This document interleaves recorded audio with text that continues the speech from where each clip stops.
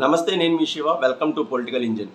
ఈ నవంబర్ 20న జరగాల్సిన సాగునీటి సంఘాల ఎన్నికలైతే పూర్తి స్థాయిలో వాయిదా పడినట్లయితే తెలుస్తోంది. మళ్ళీ దీనికి సంబంధించి ప్రభుత్వం కసరత్తు చేస్తోంది.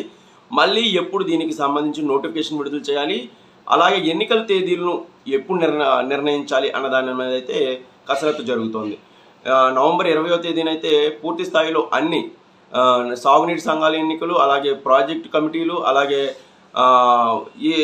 ఇతరత్ర కమిటీలకు పూర్తిస్థాయి ఎన్నికలు జరగాల్సి ఉంది. అయితే వీటిని ప్రస్తుతం ఉన్న పరిస్థితుల్లో వీటిని ఓటర్ లిస్టును నమోదు చేయడం కానీ ఓటర్ లిస్టును సిద్ధం చేయడంలో రెవెన్యూ శాఖ అయితే పూర్తి స్థాయిలో పనిచేయలేకపోయినట్లయితే తెలుస్తోంది. అనుకున్న సమయానికైతే దీని మీద ఒక క్లారిటీ రాకపోవడంతో అయితే ఈ ఎన్నికలను వాయిదా వేయాలి. దీనికి సంబంధించిన పూర్తిగా సంసిద్ధమైన తర్వాతే తేదీని ప్రకటించాలి అని అయితే ప్రభుత్వం భావిస్తోంది.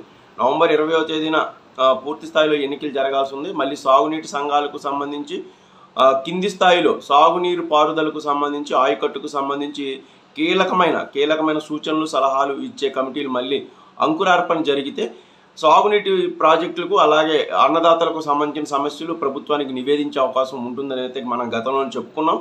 అయితే ఈ ఎన్నికలకు సంబంధించి ఓటర్ల జాబితా ఎవరిని నమోదు చేయాలి, ఎవరిని తీసివేయాలి, వాటిలో కొన్ని గందరగోళ పరిస్థితులు అయితే క్షేత్రస్థాయిలో ఉండడంతో దీనికి పూర్తి స్థాయిలో రెవెన్యూ అధికారులు సన్నద్ధం కాలేకపోయారు. ఇటువైపు జలవనరుల శాఖ అధికారులు కానీ, ఇటు రెవెన్యూ శాఖ అధికారులది ఇది కీలక పాత్ర. ఎందుకంటే సాగునీటి సంఘాలకు సంబంధించి ఎవరిది భూమి, ఎవరు కౌలు చేస్తున్నారు, కౌలుదారులకు ఓటు హక్కుకు దానికి ప్రాతిపదికత ఏంటి, భూ యాజమానులకు ప్రాతిపదికత ఏంటి, సాగునీటి సంఘాలు, అలాగే డిస్టిలరీస్, అలాగే సాగునీటి ప్రాజెక్టులు మూడాటికి కూడా అధ్యక్షులను ఎన్నుకోవాలి, సభ్యులను ఎన్నుకోవాలి, కమిటీలు ఎన్నుకోవాలి.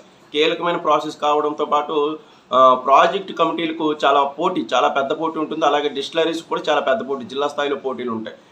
సాగునీటి ఎన్నికల సంఘాలకు ఏమాత్రం అటు ఇటు అయినా సరే అది పూర్తిగా రాజకీయంగా మారిపోయే అవకాశం ఉంది. గందరగోళానికి, గొడవలకు దారితీసే అవకాశం ఉంది.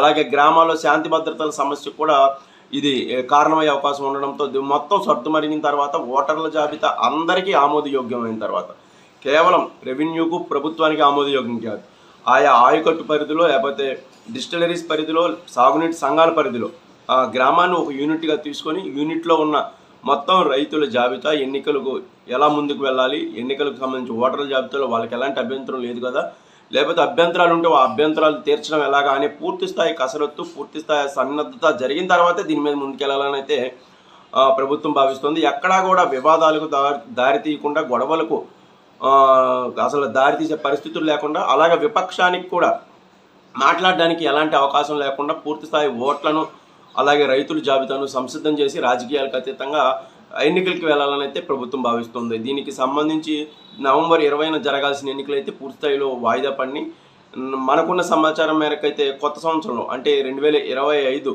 పండగ వెళ్ళిపోయిన తర్వాత అయితే ఈ ఎన్నికలు అయితే జరిగే అవకాశం అయితే కనిపిస్తోంది. ప్రస్తుతం వీటి ఎన్నికలకు సంబంధించిన మొత్తం నిర్వహణ, అలాగే ఏర్పాట్ల మీద స్తబ్దత అయితే నెలకొంది.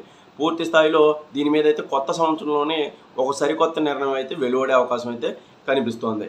Thank you.